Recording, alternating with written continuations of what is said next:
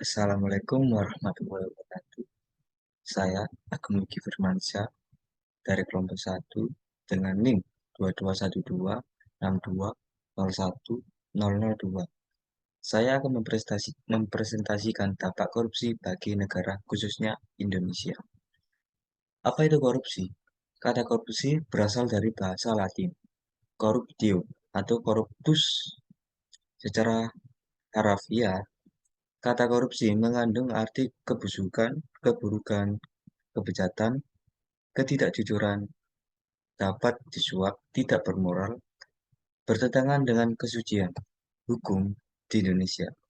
Undang-undang tentang korupsi dijelaskan dalam 13 pasal yang ada di dalam Undang-Undang Nomor 31 Tahun 1999, Undang-Undang Nomor 20 Tahun 2001. Menurut hukum, dari segi hukum, tindak pidana korupsi secara garis besar memenuhi unsur seperti perbuatan dalam melawan hukum, penyalahgunaan kesempatan atau sarana untuk memperkaya diri sendiri, orang lain, atau korupsi, serta merugikan negara atau perekonomian negara itu sendiri.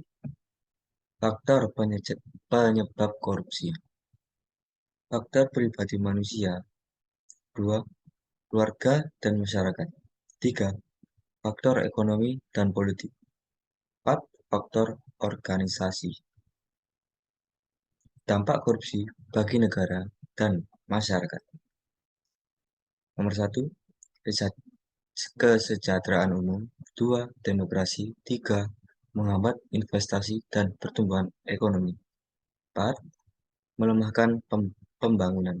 5. Menurunnya kualitas moral. Sekian, terima kasih.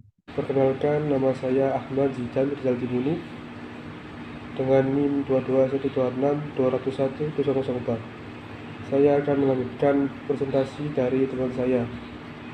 Kesejahteraan umum, korupsi berarti kebijaksanaan pemerintah yang seringkali menguntungkan pemberi sogok, bukannya rakyat luas. Salah satu contohnya adalah bagaimana seorang politikus membuat peraturan yang mampu melindungi sebuah perusahaan besar namun merugikan perusahaan kecil.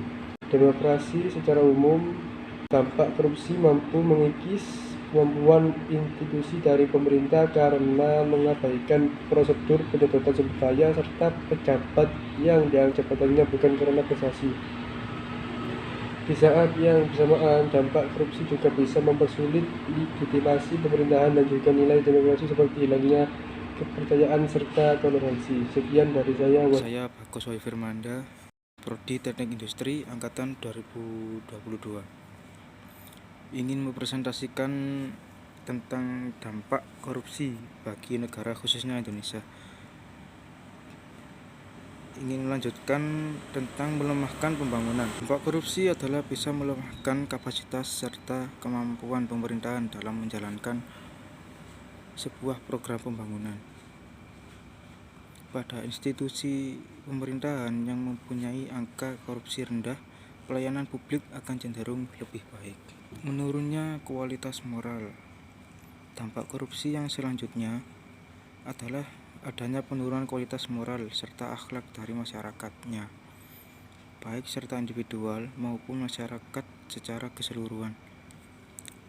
Dampak korupsi juga mampu meningkatkan keutamaan serta kerasukan terhadap penguasaan aset dan keyakinan dan kekayaan.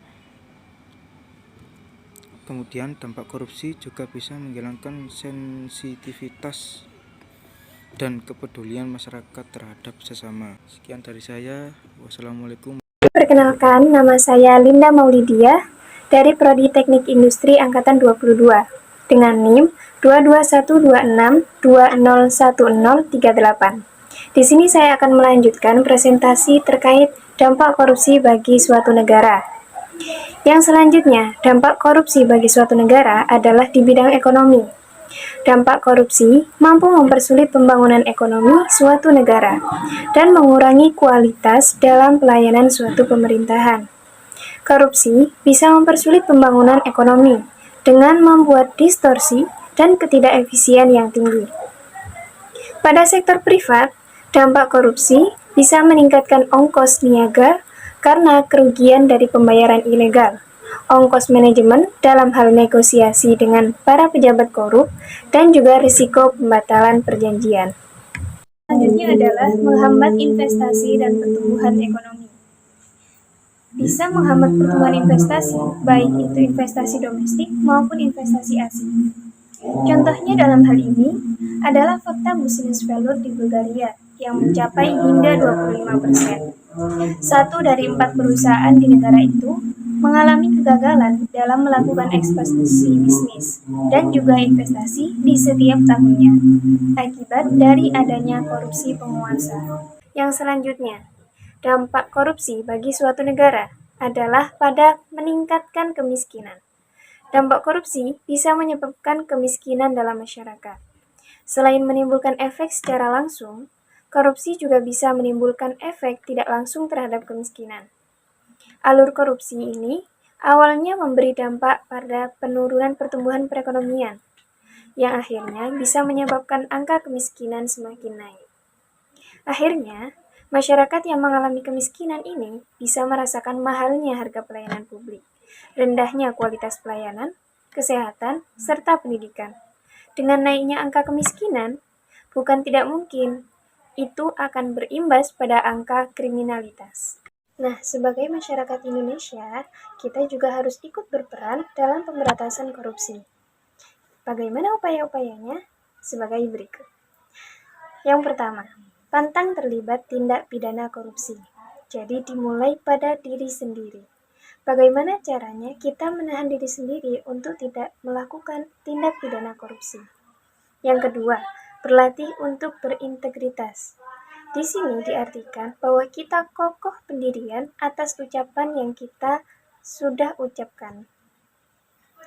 Jika yang awalnya kita tidak akan melakukan tindak pidana korupsi, berarti kita harus kokoh dengan perkataan tersebut bahwa kita tidak akan melakukan tindak pidana korupsi. Kemudian yang ketiga, melaporkan tindak pidana korupsi. Jika kalian melihat salah satu oknum melakukan korupsi meskipun itu kecil, lawan mereka. Jika tidak bisa melawannya, maka laporkanlah kepada pihak berwenang agar segera ditindaklanjuti dan tidak akan terulang kesalahan yang sama lagi. Yang keempat, memperbaiki sistem sehingga anti korupsi.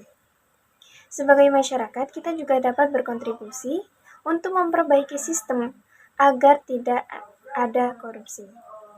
Yang kelima, kampanye dan menyebarkan nilai integritas. Jadi, jika kita sudah bisa menata diri kita untuk kokoh pendirian dengan perkataan kita, maka bisalah dan harapannya kita bisa mengajak orang lain pula untuk memiliki sifat integritas agar tidak melakukan tindak pidana korupsi. Sekian dari kelompok kami tentang bagaimana dampak korupsi yang dilakukan oleh oknum-oknum tidak bertanggung jawab untuk negara kita. Terima kasih atas kesempatannya. Assalamualaikum warahmatullahi wabarakatuh.